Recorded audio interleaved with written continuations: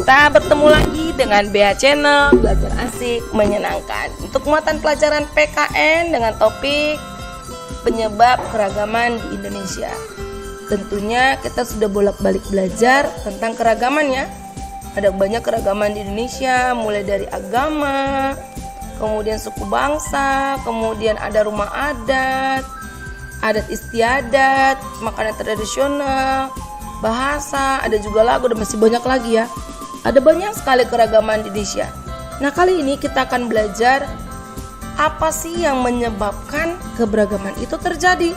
Kalau kemarin kita belajar tentang banyak yang berbeda, baik itu dari agama, bahasa, dan semuanya. Nah, kali ini kita akan belajar penyebab kenapa keragaman itu terjadi. Faktor penyebab keragaman ini Ibu simpulkan ada 5. Yang pertama itu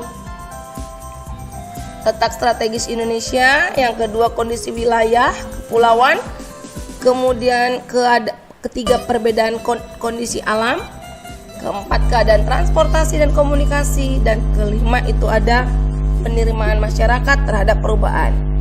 Bu, gimana nih penjelasannya? Baik, kita akan coba pelajari satu persatu. Oke, kita mulai dari letak strategis Indonesia. Nah, secara geografis Indonesia terletak di antara 2 benua dan 2 samudra. Ingat ya, 2 benua dan 2 samudra. Ada yang ingat benuanya apa? Bagus, benua Asia dan benua Australia. Kemudian, samudranya ada yang ingat? Iya, good job. Samudra Hindia dan Samudra Pasifik. Ingat ya, itu letak geografis Indonesia. Dan ternyata posisi itu membuat Indonesia berada di tengah-tengah lalu lintas perdagangan. Kalau namanya lalu lintas berarti ada yang lalu lalang, ada yang lewat-lewat. Ngapain? Melakukan perdagangan. Perdagangan itu ngapain? Jualan. Jualan itu bukan kayak jualan minyak gitu, bukan. Tapi misalnya melakukan perdagangan yang tentunya bukan dalam jumlah sedikit, dalam jumlah besar. Dan biasanya para pedagang itu dari dulunya tuh ketika dia melewati Indonesia bukan dalam waktu sebentar. Karena dulu belum naik pesawat ya, masih naik kapal ya kan. Jadi mereka diam di Indonesia tuh sampai berbulan-bulan, bahkan bertahun-tahun. Dan ternyata kedatangan pedagangan dari berbagai negara itu membawa berbagai macam, ada itu agama, adat istiadat, kebudayaan dari negara itu. Dan ternyata ketika dia singgah misalnya di Indonesia selama 2 atau 3 tahun, ternyata dia mempengaruhi adat istiadat di tempat dia singgahi itu. Nah, proses itu bisa sengaja maupun tidak sengaja.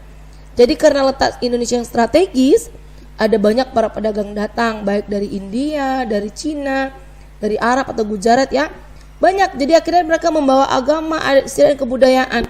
Jadi jangan heran kalau terkadang budaya kita itu kok mirip ya dengan daerah sananya. Oh, kok mirip dengan negara ini ya. Sampai pernah dulu ada lagu di Indonesia persis sama dengan lagu di Laos. Iya, Ibu pernah dengar itu langsung persis banget. Nah, kenapa? Karena mungkin waktu itu pedagang dari Laos pernah berkunjung ke Indonesia dan ia memperkenalkan lagu itu, lalu diubah oleh orang Indonesia seperti itu, atau mungkin kebalikannya. Oke, itulah dampak dari letak strategis Indonesia yang tadi berada di 2 benua dan 2 samudra. Oke, next. Kemudian kondisi negara kepulauan. Nah, Indonesia itu terdiri dari kepulauan loh.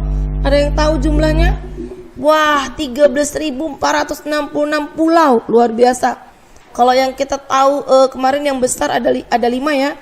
Ada Pulau Sumatera, Pulau Jawa, Pulau Kalimantan, Pulau Papua, kemudian Sulawesi. Itu yang besar. Yang kecil-kecil banyak. Bayangin sampai 13.466 pulau.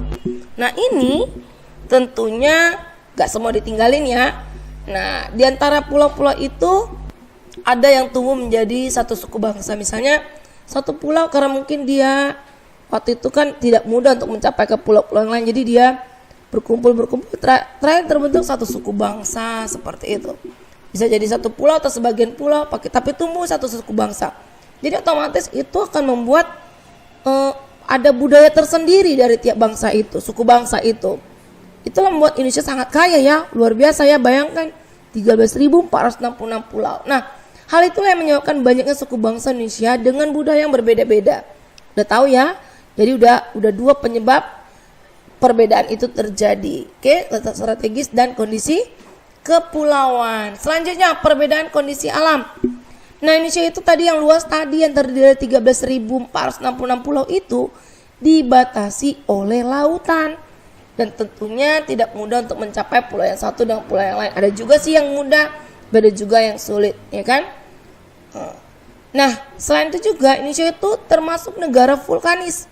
Apa itu vulkanis, Bu? Iya, vulkanis itu adalah memiliki pegunungan, baik itu gunungan berapi ataupun yang bukan gunung berapi. Kalau gunung berapi itu bisa meletus, ya kan? Itu makanya dia akan menghasilkan tanah vulkanis. Tentunya itu akan mempengaruhi keadaan alam. Misalnya daerah yang dekat gunung berapi, pada umumnya dia akan subur. Contohnya kayak daerah Brastagi, ya kan? Tanah Karo, dia dekat gunung berapi. Akhirnya apa? Tanah daerah situ subur, otomatis itu akan mempengaruhi pola hidup atau kebiasaan bahkan pekerjaan di daerah itu. Makanya di daerah Brastagi banyak yang bertani misalnya gitu, bercocok tanam. Nah, itu akan berbeda dengan orang yang tinggal di dekat pantai, ya kan?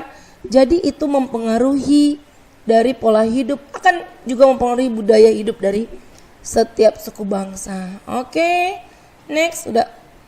Keadaan transportasi dan komunikasi. Transportasi itu berarti jangkauan untuk pindah ke satu tempat ke tempat lain. Komunikasi berarti saling berhubungan, ya kan?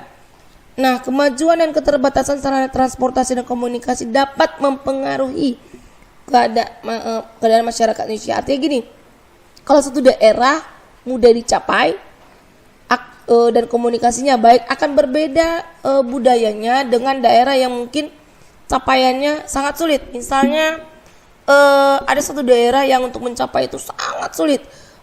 Orang jadinya kalau ke sana agak-agak malas, atau kalau udah sampai sana malas untuk pergi lagi. Contohnya ada satu daerah yang pernah Ibu singgahi itu, Simanabun misalnya, itu mencapai itu sebenarnya kalau jalannya bagus paling 30 menit atau 1 jam paling lama dari Medan. Tapi dengan jalannya sangat jelek banget, dia membutuhkan 4-5 jam, dan kalau orang udah sampai sana malas kemana-mana lagi. Kenapa? Sarana transportasinya sangat sulit untuk mencapai situ. Akhirnya juga mempengaruhi komunikasi. Kenapa? Jaringan di sana juga jadi jelek, ya kan? Makanya dengan ada kemudahan transportasi dan komunikasi akan mempermudah berhubungan dengan masyarakat lain. Tapi kalau sarananya terbatas, tentunya akan sulit, ya kan? Itu masih yang bisa terjangkau. Bagaimana dengan yang misalnya yang harus bergunung-gunung dilalui melalui sungai, jurang, ya kan, lembah, ya kan? Otomatis transportasi dan komunikasinya sangat sulit, dan berarti mereka punya kebiasaan yang tersendiri juga. Oke, next yang terakhir, penerimaan masyarakat atas perubahan. Tidak semua suka dengan perubahan, tidak semua langsung menerima perubahan. Tapi ada juga yang mudah, misalnya masyarakat perkotaan.